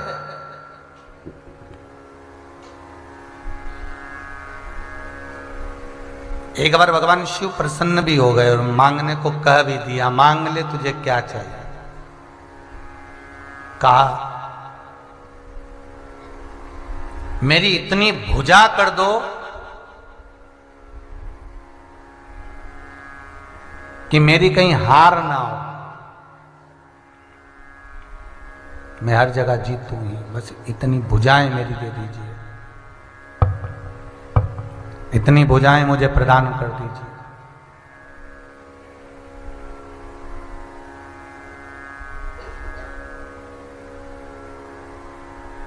भगवान शिव ने दे दी, भुजाएं प्रदान कर दी भगवान शंकर ने। और भगवान शंकर ने जब भुजाएं प्रदान कर दी तो बाणासुर के मन में फिर अहंकार जाग गया, अभिमान इकट्ठा हो गया, फिर अभिमान आ गया। और अभिमान एकत्रित हुआ तो भगवान शिव के पास ही जाकर कह रहा है, भोलेनाथ जी आपने भुजाएं दे दी, खूब अच्छे हाथ दे दिए और मैंने जगत में विजय भी प्राप्त कर ली, पर मेरा निवेदन केवल इतना सा है कि अब मुझसे कोई लड़ने ही नहीं आता है। दिक्कत वहां इकट्ठी हो गई।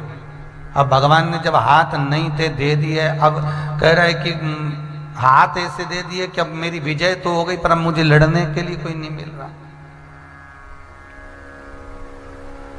फिर वही कल वाली बात आ गई, भगवान देता है तो छप्पर फाड़ कर देता है, और भगवान जब लेता है तो तन का कपड़ा भी फाड़ लेता है। भगवान दे भी रहा है और ले भी रहा है।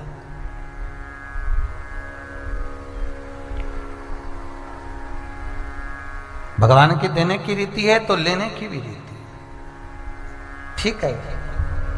पार्वती जी बोली कि प्रभु आपके पास में इतना अभिमान रखकर आया है, ये काट दो इसके हाथों को।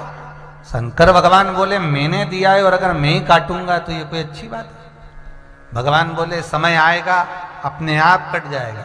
फिर निवेदन है, जिस व्यक्ति को जिस चीज का अभिमान रहता है, समय आने पर वो अपने आप छीन ली जाती है।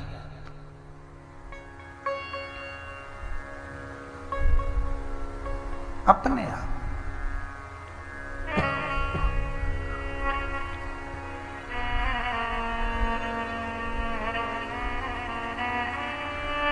काया का अभिमान करोगे, काया चली जाएगी।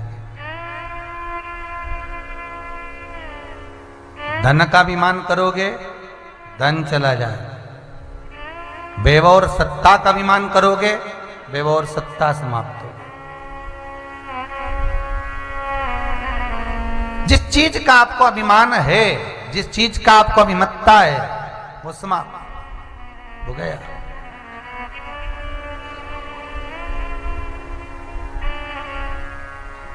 शिव कथा कह रही है, शिव महापुराण कथा कह रही है। महाराज बाणासुर के हाथ स्वयं कृष्ण भगवान से जब युद्ध करने के लिए आया और भगवान कृष्ण के सामने जब युद्ध करने के लिए आ रहा है तो हाथ कट कट कर नीचे गिरते गए। तब आखिरी में भगवान शिव की शरण में गया, भोलेनाथ कृपा करो। तब शंकर ने दया करी और बाणासुर की ओर से आकर खड़े हुए और भगवान कृष्ण से जाकर निवेदन करा कि अब इनसे युद्ध ना लड़ो।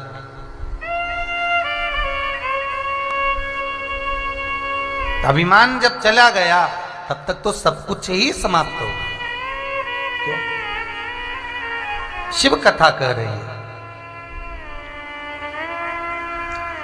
जब हम भगवान शंकर के मंदिर में जाएं तो हमारी अभिमत्ता, हमारा अहंकार हम भगवान को समर्पित कर दें कि सबसे पहले भगवान को अहंकार दे दो कि मेरे भीतर अभिमान रहेगा तो आप मुझे मिल नहीं पाएंगे, अहंकार से आप वंचित रहेंगे।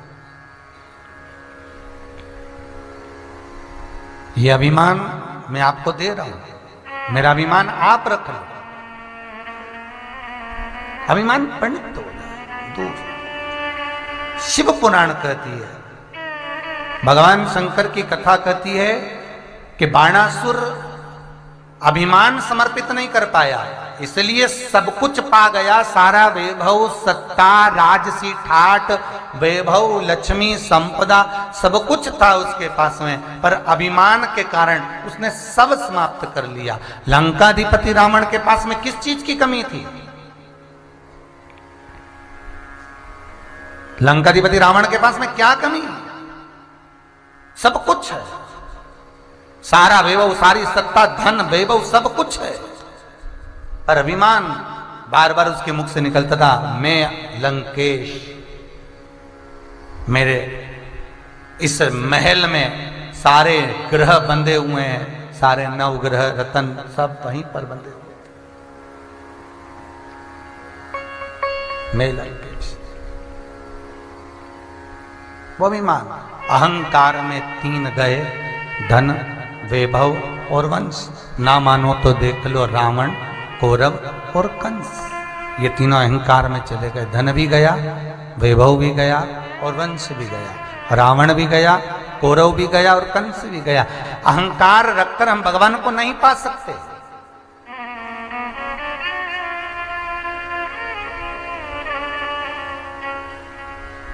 अभिमान को त्याग कर यदि हम परमात्मा के पास में जाते हैं तो भगवान हमें मिल जाता है, हमारे सारे कार्य सफल है।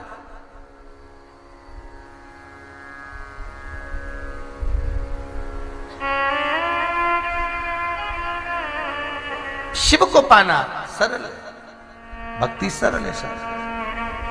शिव कथा कह रही है, देवऋषि नारद के भीतर अहंकार इतना भर गया था तो काम को उन्होंने विजय प्राप्त करी है, इसलिए अभिमान भरा हुआ है। काम को जीता इसलिए अहंकार भरा हुआ उनके भीतर। यही कारण तो था जो भगवान विष्णु के दरवाजे पर जाकर कहते हैं कि हे नारायण, जिस शंकर ने कामदेव को नहीं जीता उसको मैंने जीता है। भगवान विष्णु जान गए कि आज ये शिव की निंदा कर रहे हैं, शंकर की निंदा कर रहे हैं, और जो शिव की निंदा करे, शंकर की निंदा करे तो वो मेरा हो नहीं सकता, वो मेरा नहीं हो सकता।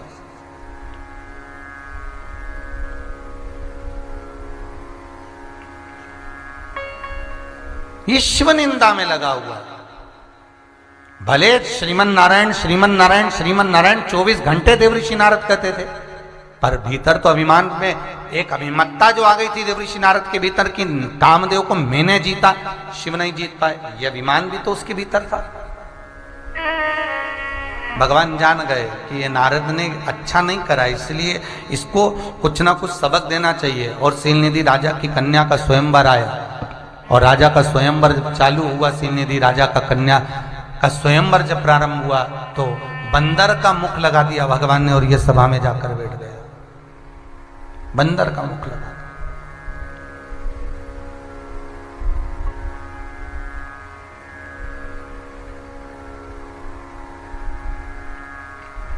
जब बंदर का मुख लगा, सभा में जाकर जब बैठे और चारों तरफ लोग उन पर हंसे, तब देवऋषि नारद को लगा कि जरा जाकर सरोवर में देखूं कि मेरा मुख काय का, तो मालूम पड़ा कि बंदर का मुख लगा हुआ है।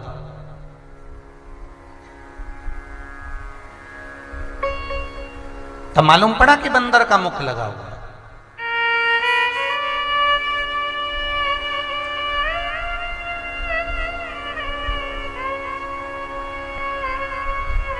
पूछ लिया ये कारण क्या है, कहा बस एक ही कारण है कि आपने शिव की निंदा करी है।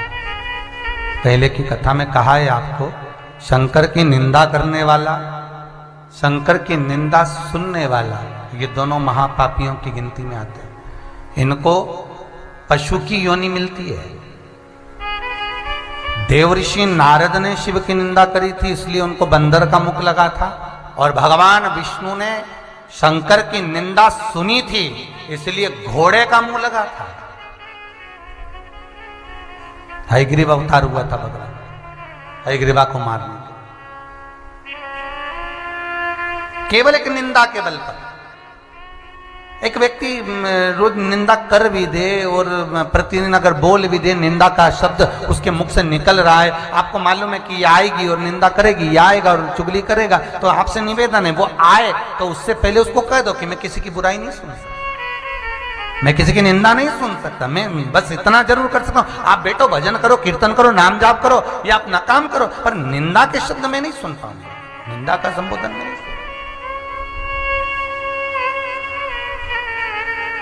एक व्यक्ति ने एक प्रश्न किया है, बहुत अच्छा है, व्हाट्सएप पे प्रश्न था, गुरुजी ये जितने निंदा करने वाले होते हैं, चुगली करने वाले होते हैं, तो भगवान को मालूम है कि ये निंदा करेंगे, चुगली करेंगे, तो भगवान इनको पैदा ही काय को करता है? देखो प्रश्न अच्छा है, वैसे तो कोई दिक्कत नहीं है, गलत नहीं है वो।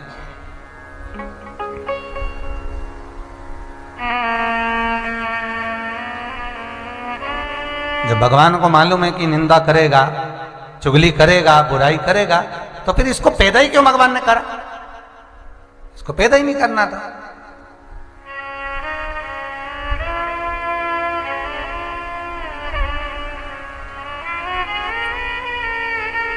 तो मैसेज बताया कि गुरुजी ऐसा ऐसा है और बोला जा रहा है, क्या करें? तो जो बहन जी ने प्रश्न किया है, अगर कथा सुन रही हो तो अच्छे से सुन लेना हो। भगवान को मालूम है कि ये निंदा करेगा, भगवान को मालूम है कि ये चुगली करेगा, भगवान को मालूम है कि ये बुराई करेगा। भगवान ने इसको पैदा इसलिए करा क्योंकि हो सकता है जिसकी निंदा करेगा उसको ना जाने कितने रोग होने वाले होंगे, कितनी बीमारियां होने वाली होगी, कितना दुख उसको आने वाला होगा, पर ये निंदा कर कर, चुगली कर कर, बुराई कर कर, कपट कर, इसके लिए बोल कर ये उसका आधा रोग, आधी बीमारी सब समाप्त कर देगा।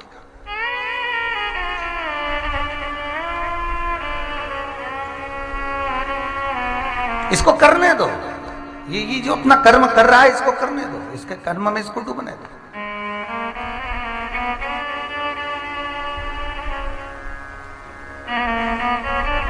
गंगा के घाट पर दोनों जाते हैं हरिद्वार में, अभी कुंभ के मेले में ढेर सारे मिलेंगे हो। पहले हम भी गए एक बार हरिद्वार में, कथा थी, बहुत बहुत है।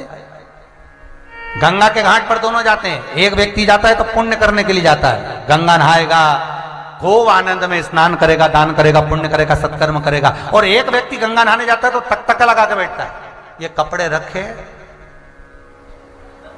समझ गए क्या? बड़ी जल्दी समझ जाते हो। इसने कपड़े रखे, उतारे, सामान रखा, बैग रखा और ये लेके गया। अब देखिए, एक व्यक्ति जो गंगा नहा रहा है, जो गंगा का स्नान कर रहा है, एक व्यक्ति जो गंगा में डुबकी लगा रहा है, उसके पूर्वजों को भगवान कंधा ठोक कर कह रहे, पीठ ठोक कर कह रहे, वाह वाह वाह, तेरे कुल में कोई एक ऐसा हुआ जो कि गंगा नहा रहा है और सारी पीढ़ी को तार दे रहा है। और एक जिसने चोरी करी, भगवान उसके भी पूर्वजों के पास गए, उसका भी कंधा ठोक के बोले, देख तेरी औलाद, देख तेरे कुल में एक ऐसा पैदा हुआ जिसने चोरी करने के लिए कहीं दूसरी जगह चले जाता, गांव नगर शहर में चले जाता, पर चोरी करने की जगह भी मिली तो तीर्थ, और तीर्थ में भी जगह मिली तो गंगा का घाट। तो भगवान उसका भी कंधा ठोक के कह रहे, वारे चोटे के दादा, गजब।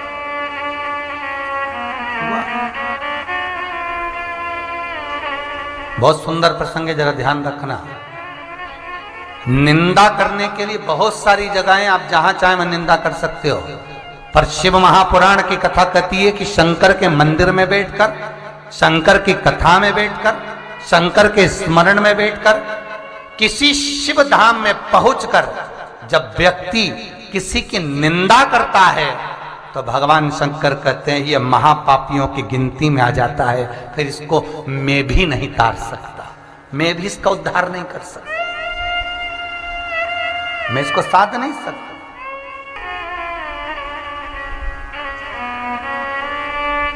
फिर निवेदन करेंगे, अपने नगर में पाप किया तो तीर्थ में जाकर धो दिया, तीर्थ में पाप किया तो चार धाम में जाकर धो दिया, चार धाम में जो पाप किया वो काशी में ही धुल पाया।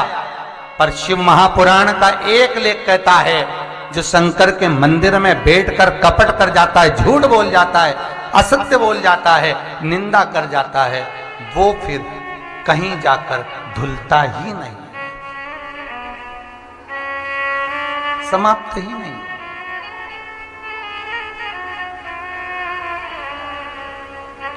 फिर वो समाप्त नहीं होता। कुछ पुण्य, सत्कर्म, भजन, कीर्तन, नाम स्मरण, दान हमारे जीवन का हम करें। तो माता जी, जो आपने प्रश्न किया कि निंदा करने वाले को भगवान क्यों पैदा करता, उसका कारण ही केवल यही है कि निंदक न्यारे राखिए, आंगन कुटी छवाए, बिन पानी बिन साबुन सब मेल धुल जाए। निंदक जब नजदीक में होता है तो वो जितनी बुराइयां करता है उतना मेल धुलता चले जाता है, इसलिए भगवान ने उसको पैदा किया। होता है, एक संत के दरवाजे पर एक चोर आ गया और संत के दरवाजे पर आकर बहुत पानी गिर रहा था बाहर, वो संत की कुटिया में आ गया और कुटिया में आकर बोला, संत ने पूछा तुम कौन हो? कि मैं चोर हूं। तो वो झूठ बोल नहीं सकता, संत से क्या झूठ बोल, संत से क्या झूठ बोल सकता, मैं चोर हूं। संत ने कहा बाहर निकल जाओ। निकलो यहां से बाहर। क्यों? पानी गिर रहा है गुरुदेव, मैं बाहर जाऊंगा मर जाऊंगा, पानी में डूब जाऊंगा। गुरुदेव क्षमा कर दो, मुझे अभी बाहर मत निकालो। नहीं नहीं, बाहर निकलो यहां से। आकाशवाणी हो गई, ए संत, ए गुरु, तुझे आज मालूम पड़ा कि ये चोर है तो तूने अपने झोपड़े से निकाल दिया, पर मुझे तो जब ये मां के गर्भ में था तब से मालूम है कि ये चोर बनेगा, तो भी तो मैंने इसको सृष्टि में रखा, पृथ्वी पर रखा। तो गुरु संत ने पूछा, प्रभु ये बताओ कि उसको चोर बनाया ही क्यों? भगवान कहते हैं, इस संसार सागर में जो पूर्व में कर कर कर्म भोग कर आता है उसके अनुसार उसको कर्म का फल मिलता है। पूर्व समय का इसने जैसा कर्म करा उसके अनुसार उसको फल मिला है। तो तू क्यों सोचा? घर में अगर 4 भाइयों का परिवार होता है, 5 भाइयों का परिवार होता है, सब एक जैसे नहीं होते। होते हैं क्या? किसी का मन शंकर जी में लगा है तो भगवान की भक्ति में डूबा है, किसी को तुम के थक जाओगे, चल शंकर जी के पूजन कर ले, मंदिर चलते हैं, शिवरात्रि है, मन ही नहीं करे। और आने से पहले आपने भी कहा होगा, चलो हम तो सीहोर जा रहे हैं, क्यों? कथा सुनने के लिए। चल रही क्या? नहीं, चल तो चलूंगी, पर अभी यार थोड़ा सा मेरे को काम बहुत सारा है, मतलब अभी नहीं आ सकते। उसको पाप कर्म ला नहीं सकता।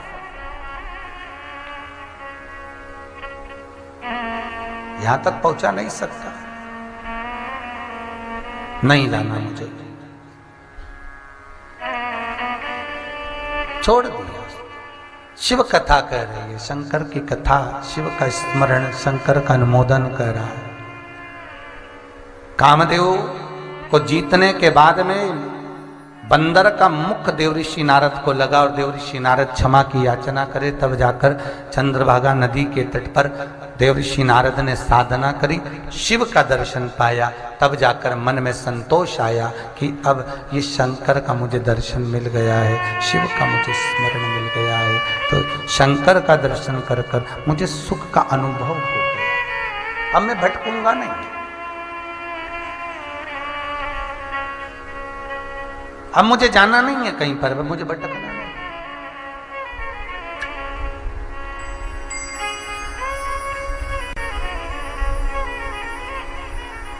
महाराज आगे चरित्र आया शिव महापुराण में। ब्रह्मा जी ने सृष्टि की रचना करी और उस सृष्टि की रचना करने में ब्रह्मदेव ने मनु और शत्रुपा को प्रकट किया। बार बार जब संसार सागर में दुख समाहित होता है तो शिव से पूछा जाता है कि इस सृष्टि की रचना कैसी करी जाए। निवेदन है, जब व्यक्ति कहीं फंस गया हो, डूब गया हो, कष्ट भी बहुत आ गया हो, तो निवेदन है एक बार घर के जो बुजुर्ग हैं, घर के जो बड़े हैं, उनके पास बैठकर एक बार समाधान जरूर करना, एक बार बात जरूर करना। घर के बुजुर्गों के पास बैठकर, घर के बड़ों के पास बैठकर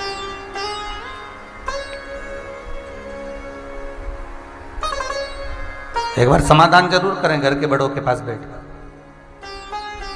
बहुत सारा कर्जा हो गया, अपने मम्मी पापा को जरूर कहें, पापा आज मेरे से कर्जा जरूर हो गया, बहुत हो गया, मम्मी आज ये हो गया। बाहर किसी से 1000 रुपए उठा लिए, उसको दे दिए, उसके उठाए उसको दे दिए, उसके उठाए उसको दे दिए, इससे होगा कुछ नहीं, कर्जा ही और बढ़ेगा, पर उसमें सुख का भान नहीं होगा, हमारा सुख का अनुभव नहीं होगा। पर एक बार घर के बुजुर्ग को, घर के जो बड़े हैं उनसे कहो। और वही बात कर रहे हैं, जब जीवन में दुख आए, तकलीफ आए, कष्ट आए, तो घर का जो बुजुर्ग है, घर का जो बड़ा है, इस मृत्यु लोक का देव आदिदेव जो महादेव है, उससे और घर के बड़ों से अपने दिल की बात जरूर जाकर कहो कि मुझे ये तकलीफ है, मुझे ये दुख है। शिव कथा कह रही है। मंथन का समय था और जब मंथन चालू हुआ, समुद्र का मंथन होना था, उसमें से अमृत प्राप्त करना था, तो मंथन करने के लिए देवता राक्षस तो मिल गए, सबने राजी भी हो गए कि मंथन करेंगे। पर विचार करा गया कि सुमेरु पर्वत को उठाकर समुद्र के अंदर रख भी दिया, शेषनाग की नेति भी बना ली और मंथन चालू भी कर दिया। पर मान लो जैसे ही सुमेरु पर्वत को समुद्र के अंदर रखा, रखते से वो सुमेरु पर्वत वापस डूबने लगा, पानी में डूब रहा, वो सुमेरु वापस पानी में जाने लगा। अब जैसे ही पानी में जाने लगा तो सारे देवता घबराने लगे कि अभी मंथन चालू नहीं हुआ और सुमेरु पर्वत पानी के अंदर डूब रहा है।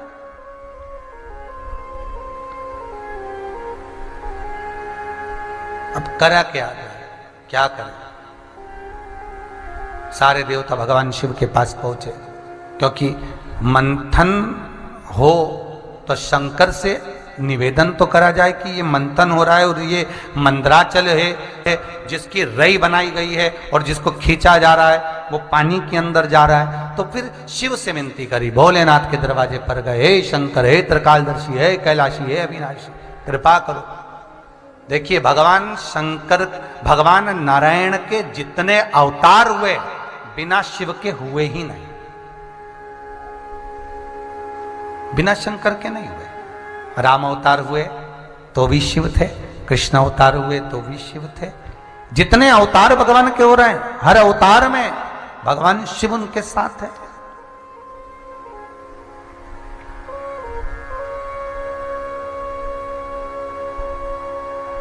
हर अवतार में भगवान शिव। फिर निवेदन करा देवताओं ने, भोलेनाथ, त्रिकालदर्शी, कैलाशी, अविनाशी, कृपा करिए।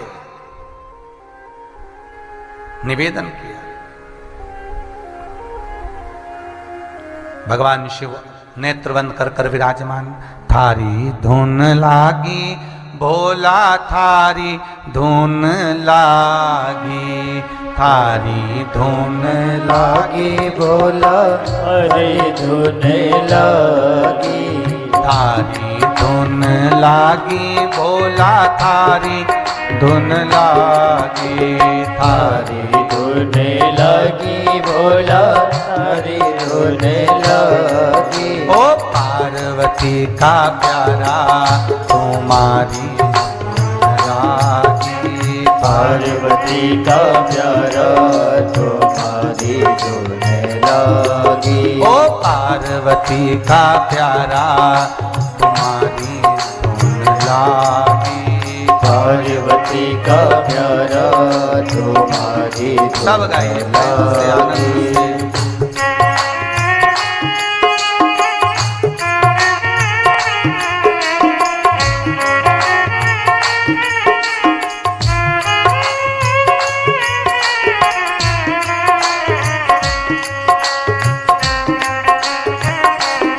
ताली से बजे तो भाव से।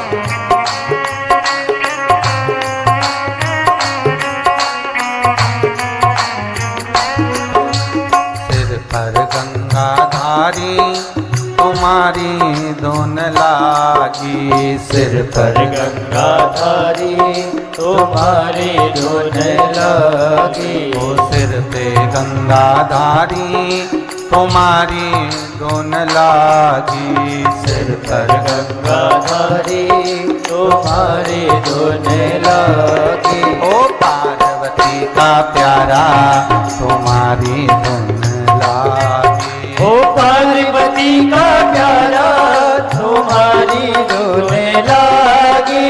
पार्वती का प्यारा तुम्हारी धुन लागी, ओ पार्वती का प्यारा तुम्हारी धुन लागी। नवरात्रि जब आते हैं ना, देवी जी के अनुष्ठान का टाइम आता है, तब बहुत देखा देखी होती। उसने एक लौंग पे व्रत करा तो इसने भी कर लिया, और जैसे इसने करा तो 4 दिन तो हॉस्पिटल में पड़ी गई। तो पूछा हुआ क्या, तो क्या शुगर ऊंची नीची हो गई, कुछ नहीं खाया, बीपी आगे पीछे हो गया।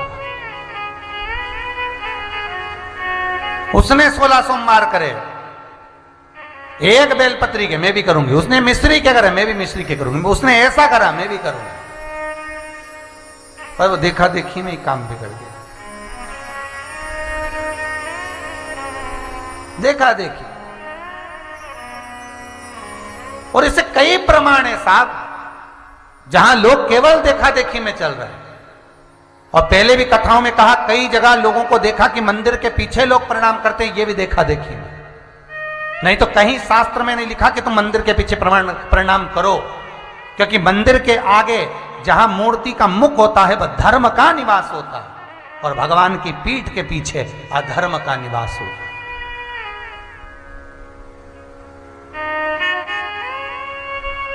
देखा देखी ना करे,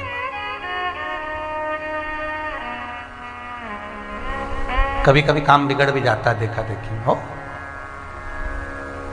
अब महाराज जी बता दो, ये कछुए का मुंह इधर रखें कि उधर रखें? हमने कहा पहले तो शास्त्र को अच्छे से पढ़ो, और अच्छे से पढ़ना, और पढ़ते समय स्मरण करना कि भगवान शंकर भगवान विष्णु से कह रहे हैं कि आप कच्छप रूप धारण करो, आप कछुआ बनो, कच्छप रूप धारण करो। तो भगवान विष्णु कहते हैं, हे शंकर, हे त्रिकालदर्शी कैलाशी अविनाशी, हे शिव, मैं इस मंदराचल के लिए, इस सुमेरु पर्वत के लिए कच्छप का रूप धारण कर सकता हूं, पर उसमें मुझे आपका साथ चाहिए। शिव ने पूछा वो क्या? तो कहा महाराज, जैसे एक शिवलिंग की मूल बिंदु पर यह संपूर्ण ब्रह्मांड टिका हुआ है, उसी तरह आप मेरी पीठ पर स्वतः शिव विराजित रहे। और जब स्वतः शिव मेरी पीठ के नजदीक में विराजमान रहेंगे तो मुझे उम्मीद है कि मेरी पीठ पर जब मद्राचल रखाएगा, सुमेरु रखाएगा, तो मैं दबूंगा नहीं, टूटूंगा नहीं, बिखरूंगा नहीं। एक बात हमेशा याद रखिए, पहले भी कही आज फिर कह रहे हैं कि घर में जो शिवलिंग होता है वो पोला नहीं होना चाहिए। बस इतना भान रखिए आप। घर की जो मूर्ति हो, भगवान जो घर में विराज रहे हो, वो पोले ना हो, अंदर से खोखले नहीं होना चाहिए,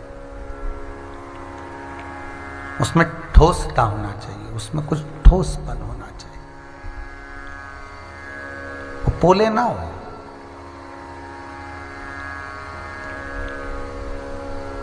आप मैं कछुआ बनूं, आप पीठ पर, भाग पर कठोरता का भाव रखकर एक लिंगायत स्वरूप में विराजित हो जाए। महाराज, कछुए की जो पीठ होती है, कछुए की जो पीठ विराजमान होती है, वो भी एक शिवलिंग की आकृति की ही होती है, लिंगायत आकृति की। भगवान विष्णु शिव जब जाने लगे तो ब्रह्मदेव कहने लगे, ब्रह्मा जी कहते हैं, मैं भी सेवा में लगना चाहता हूं, आप मेरी सेवा स्वीकार करिए। मैं भी सेवा करना चाहता हूं, आप मेरी सेवा स्वीकार करो। भगवान शंकर कहते हैं, ब्रह्मदेव,